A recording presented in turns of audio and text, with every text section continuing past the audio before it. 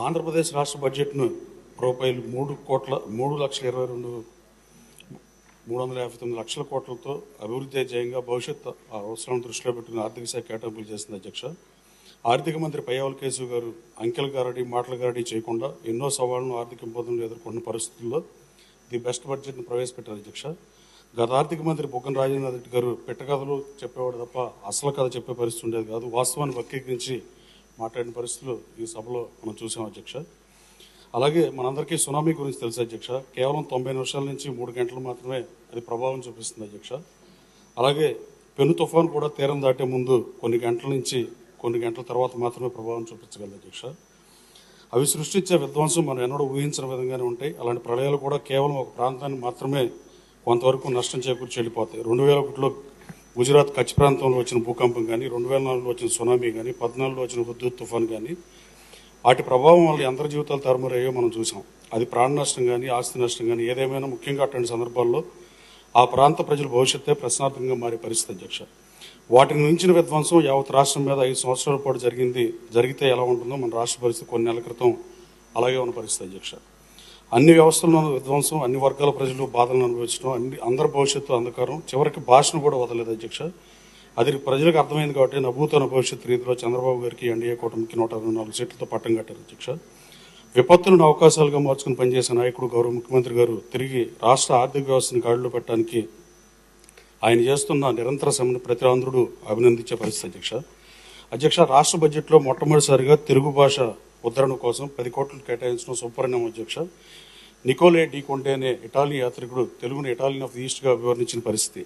అలాగే కృష్ణదేవరాయల ఆముక్తిమాలిదలో తెలుగుదనేళ్ల దేశంపు తెలుగే తెలుగు వల్లకుండా తెలుగు కొండ ఎల్లన్న పులుగుల ఇరుగువే భాషాడి దేశ భాషలందు తెలుగు లెస అన్న పరిస్థితి అధ్యక్ష.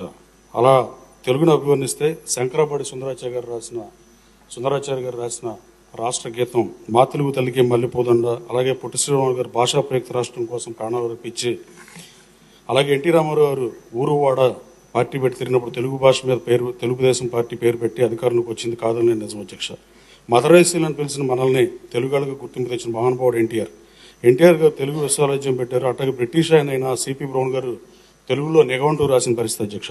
కానీ జగన్మోహన్ రెడ్డి గారు మాత్రం పాఠశాలల్లో తెలుగు భాషను తీసేసి ఇంగ్లీష్ భాషను బలవంతంగా విద్యార్థుల మీద రుద్దాలని చూసిన విషయం మనందరికీ తెలిసిందే అధ్యక్ష. గత వైసీపీ ప్రభుత్వం భాషా ప్రయుక్త రాష్ట్రాల్లో భాష మీద దాడి చేసి మాతృభాషను మృత భాషగా మారుద్దాం అనుకున్న పరిస్థితి అధ్యక్ష. పనికిమాలిన మంత్రులుగా పెట్టి అగౌరవంగా మాట్లాడించే పరిస్థితి, అలాగే బూతులు తెట్టించి తెలుగు భాషను అవమానపరిచి తెలుగు తల్లి కూడా బాధపడిన పరిస్థితి అధ్యక్ష. ప్రభుత్వం మాతృభాషకు బడ్జెట్ కేటాయించడం ఇదే మొట్టమొదటిసారి అధ్యక్ష. ఇది ప్రతి తెలుగువాడు గర్వించదగ్గ విషయం. ముఖ్యమంత్రి గారికి ప్రతి తెలుగువాడు పార్టీలకు అతీతంగా ధన్యవాదాలు చెప్పాల్సిన అంశం అధ్యక్ష. అలాగే పంచాయతీరాజ్ రూరల్ డెవలప్మెంట్లో గత ప్రభుత్వంలో సర్పంచులు కోర్టులకు వెళ్ళి ఫండ్స్ తెచ్చుకునే పరిస్థితి అధ్యక్ష. వాళ్ళు కోర్టులకు వెళ్ళినా కూడా రాని పరిస్థితి అధ్యక్ష. ఎన్డీఏ గవర్నమెంట్లో ముఖ్యమంత్రి గారు మరియు గౌరవ డిప్యూటీ సీఎం గారు గ్రామ పంచాయతీలు రూరల్ డెవలప్మెంట్ ప్రత్యేక శ్రద్ధ చూపించి 18,848 కోట్ల రూపాయల బడ్జెట్ను ఆర్థిక శాఖ ద్వారా ప్రకటించడం నిజమైన గ్రామ స్వరాజ్యంగా ప్రజలు మాట్లాడే పరిస్థితి అధ్యక్ష. ఎడ్యుకేషన్ డిపార్ట్మెంట్ గురించి కూడా అధ్యక్ష. వైసీపీ ప్రభుత్వంలో అనేక పాఠశాలలు విలీనం పేరుతో మూసేశారు. వేల సంఖ్యలో విద్యార్థులు డ్రాప్అవుట్ అయిన పరిస్థితి అధ్యక్ష. స్కూల్ ఎడ్యుకేషన్ అనేది ప్రతి వ్యక్తికి ఇంపార్టెంట్ అయినా ఎడ్యుకేషన్ డిపార్ట్మెంట్ని విద్యార్థులను టీచర్స్ని అతలాకుతలం చేసిన పరిస్థితి మనం వైసీపీ గవర్నమెంట్లో చూసాం అధ్యక్ష. ఎడ్యుకేషన్ మినిస్టర్ గారు గౌరవ లోకేష్ గారు విద్యా వ్యవస్థను విద్యార్థుల భవిష్యత్తును దృష్టిలో పెట్టుకుని సమూలంగా ప్రక్షాళన చేస్తున్నందుకు అభినందించాల్సిన విషయం అధ్యక్ష. ఎడ్యుకేషన్ డిపార్ట్మెంట్కి 31,806 కోట్ల రూపాయలు కేటాయించడం హర్షణీయం.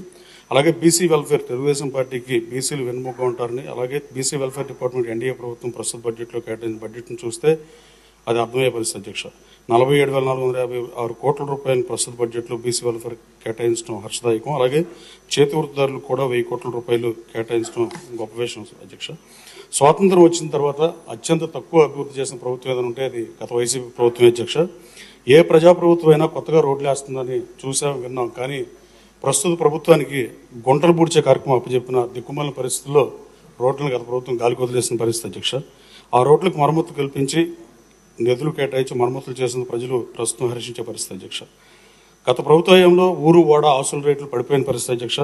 గత ప్రభుత్వంలో రాష్ట్రంలో పెట్టుబడులు పెట్టక ఎవరు ముందుకు రాని పరిస్థితి, నిరుద్యోగ ఉపాధి అవకాశాలు లేని పరిస్థితి, పారిశ్రామికవేత్తలు పారిపోయిన పరిస్థితి, నా నియోజకవర్గంలో అశోక్ లైలాండ్ పెద్ద కంపెనీలు కూడా ప్రారంభానికి సిద్ధంగా ఉన్నా కూడా వాళ్ళు వెనక్కి వెళ్ళిపోయిన పరిస్థితి అధ్యక్ష. అలాగే రైతులకు సకాలంలో నీరు అందించడం విఫలమైన పరిస్థితి, ఖరీఫ్కి రబీకి గిట్టుబాటు ధర కల్పించలేకపోవడం పక్కన పెడితే 2024 ధాన్యం కొనుగోలు చేయకుండా ఆరుగాలం కష్టపడే రైతు సోదరులు ఇబ్బంది పెట్టిన పరిస్థితి అధ్యక్ష.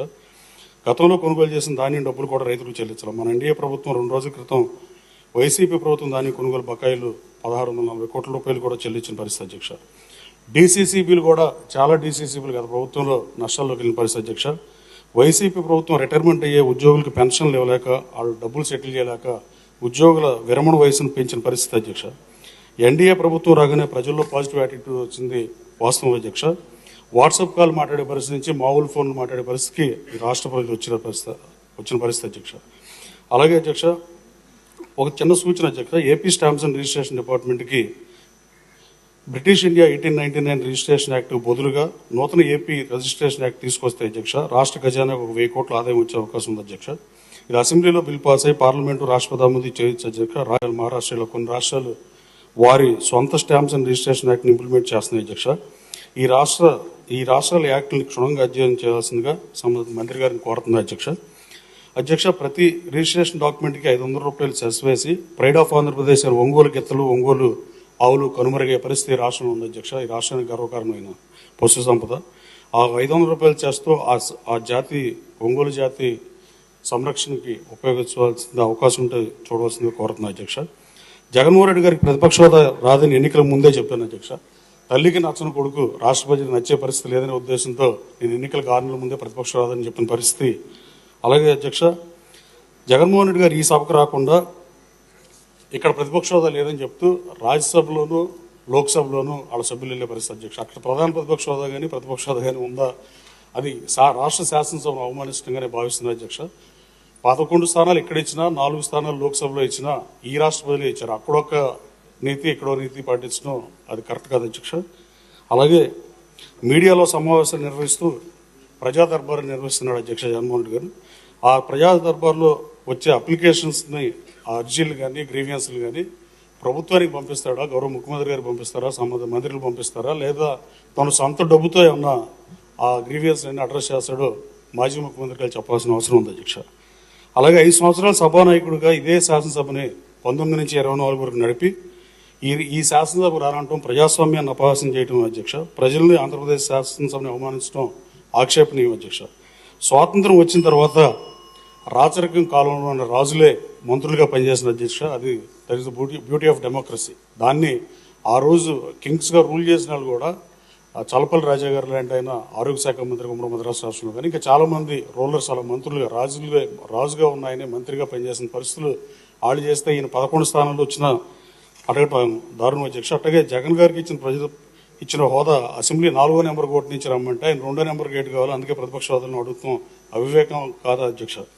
అలాగే జిల్లాల పునర్రచన అత్యంత అనుభవ రాహిత్యంతో ఆంధ్రప్రదేశ్ రాష్ట్రాన్ని అధోగతి పాల్చేసిన పరిస్థితి. నా నియోజకవర్గాన్ని 2 జిల్లాలో పెట్టారు అధ్యక్ష, ఎన్టీఆర్ జిల్లాలో, కృష్ణా జిల్లాలో. విజయవాడ నుంచి గన్నవరం 19 కిలోమీటర్ల దూరం ఉంటే గన్నవరం నుంచి మచిలీపట్నం 64 కిలోమీటర్ల దూరం అధ్యక్ష. అలాగే పెనమలూరు నియోజకవర్గం అయితే పెనమలూరు 9 కిలోమీటర్ల దూరం ఉంటే మచిలీపట్నం 60 కిలోమీటర్ల దూరం అధ్యక్ష.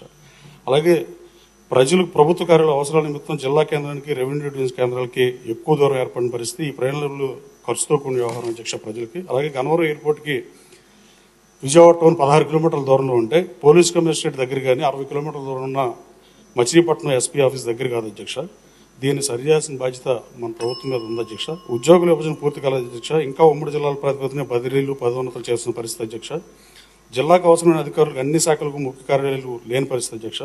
అలాగే నేను కేడీసీసీ బ్యాంక్ చైర్మన్గా పనిచేసినప్పుడు అధ్యక్ష 5,200 కోట్ల టర్న్ అని 8,500 కోట్లకు పెంచి 100 మందికి ప్రభుత్వ ఉద్యోగాలు ఇచ్చి 120 మందికి ఇంటర్న్షిప్ ఇచ్చి ఎడ్యుకేషన్ లోన్ కూడా పొలం తాకట్టు పెట్టుకుని ఇచ్చింది భారతదేశంలో ఫస్ట్ టైం ప్రవేశపెట్టి ఇన్ని చేసి దేశంలో నెంబర్ 1గా పెడితే నన్ను తీసేసిన పరిస్థితి. అంతే గత ప్రభుత్వం ఎంత మంచిగా చేసిన వాళ్ళు తీసేసే పరిస్థితి. తర్వాత కాకినాడ కానీ కొన్ని జిల్లాలు డీసీసీబీలు నష్టాల్లోకి వెళ్ళిన పరిస్థితి.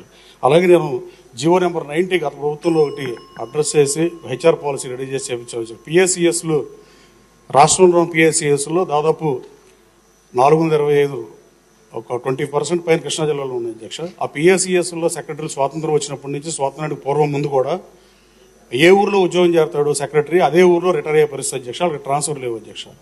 అక్కడ బ్యాంక్ ప్రెసిడెంట్ గారు బ్యాంక్ చైర్మన్ కానీ బ్యాంక్ ప్రెసిడెంట్ కానీ చదువులేని అయితే వాళ్ళే అధికారం పెత్తనం చెలాయించే పరిస్థితి అధ్యక్ష. రికార్డులు ట్యాంపర్ చేసే అవకాశం కూడా ఉంది అధ్యక్ష. ఆ జీవో నెంబర్ 19 మన ప్రభుత్వాన్ని ఇంప్లిమెంట్ చేయవలసిందిగా సంబంధిత మంత్రి గారిని కోరుతుంది అధ్యక్ష. అలాగే అధ్యక్ష, చివరగా ఎన్ని ఇబ్బందులు ఉన్నా ఎన్ని సవాళ్లు ఉన్నా ఇంత మంచి బడ్జెట్ ప్రవేశపెట్టిన ఆర్థిక మంత్రి పయ్యావుల కేశవ్ గారికి అలాగే గౌరవ ముఖ్యమంత్రి గారికి ధన్యవాదాలు తెలియజేస్తున్నాను అధ్యక్ష. లాస్ట్ బట్ నాట్ లీస్ట్ అధ్యక్ష, స్కూల్లో ఉన్నప్పుడే ఎమ్మెల్యే వాళ్ళని కోరికున్న ఆ కోరిక తీర్చిన గన్నవరం ప్రజలకి మరోసారి ధన్యవాదాలు తెలియజేస్తూ వాళ్ళ కోరికలు తీర్చడానికే పనిచేస్తుంది అధ్యక్ష. కానీ ఒక చిన్న విన్నపం ఏంటంటే మీరు కానీ ముఖ్యమంత్రి గారు కానీ గతంలో మేము చదువుకునే టైంలో ఉన్న శాసనసభ ఎవరికైనా ఐడెంటికల్ మార్క్ ఇప్పుడు తెలంగాణ రాష్ట్రం తర్వాత 2 ముక్కలు అయింది. ఇప్పుడు తెలంగాణ రాష్ట్ర అసెంబ్లీనే మనకు నమూనా ఉండే పరిస్థితి. కానీ మేము ఎమ్మెల్యే టైంకి ఇక్కడ రాష్ట్రం 2 అవటం, ఇక్కడ అమరావతి శాసనసభ అవటం, ఇలాంటి కోరుకున్నాడు గతంలో చిన్నప్పటి నుంచి ఎమ్మెల్యే అవుతున్న ఎవరి నుండి ఆ శాసనసభకి అనుకున్నాళ్ళు ఇప్పుడు ఈ శాసనసభలో ఉంటే వాళ్ళకి అక్కడ ముఖ్యమంత్రి గారితోనో లేదా అక్కడ స్పీకర్ గారితో మాట్లాడి కొంచెం పర్మిషన్ ఇస్తే ఒకసారి ఆ హౌస్ చూద్దామని అధ్యక్ష. ధన్యవాదాలు అధ్యక్ష, టైం కేటాయించింది.